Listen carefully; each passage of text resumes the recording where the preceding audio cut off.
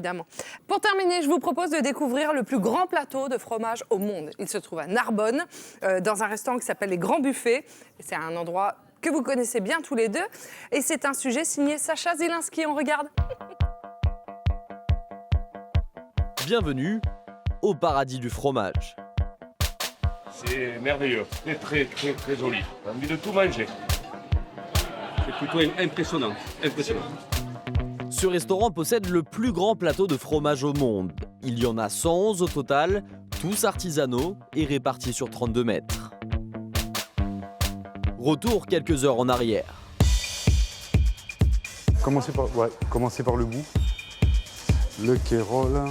J'aurais besoin d'un osso irati. David Marant est le maître crémier du restaurant. Sa journée commence à 8h. C'est un peu la course.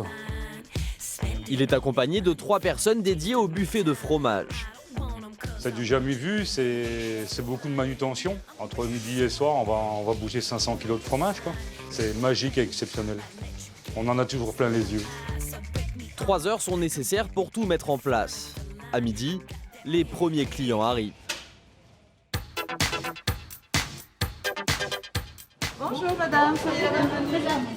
L'établissement est une nouvelle fois complet. Il va accueillir 400 personnes pour le déjeuner. Et après, je peux vous conseiller si vous voulez. Est-ce que vous aimez tout comme fromage ou pas? Ouais. À côté de chaque fromage, on va trouver une petite étiquette blanche. D'accord. Dessus, on va avoir le nom du fromage. Mais surtout, la petite note de puissance qui va bien avec. En fait, la note de puissance, elle va vous servir à faire votre dégustation dans l'ordre croissant. De la note la plus basse à la plus grande. Et voilà. Et je souhaite une joyeuse dégustation, madame. Merci beaucoup.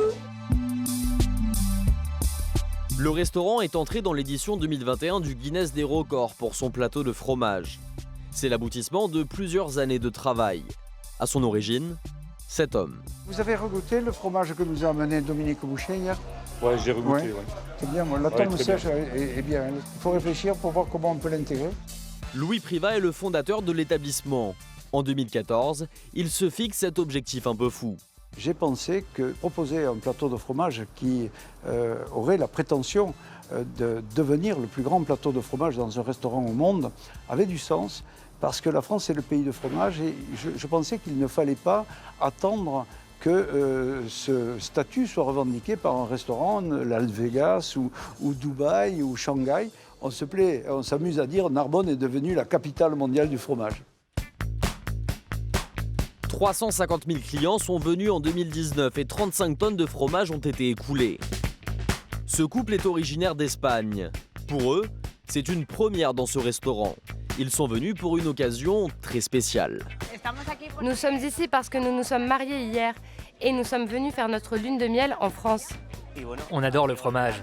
C'est le meilleur cadeau qu'on pouvait s'offrir de venir dans ce restaurant. On y mange très bien.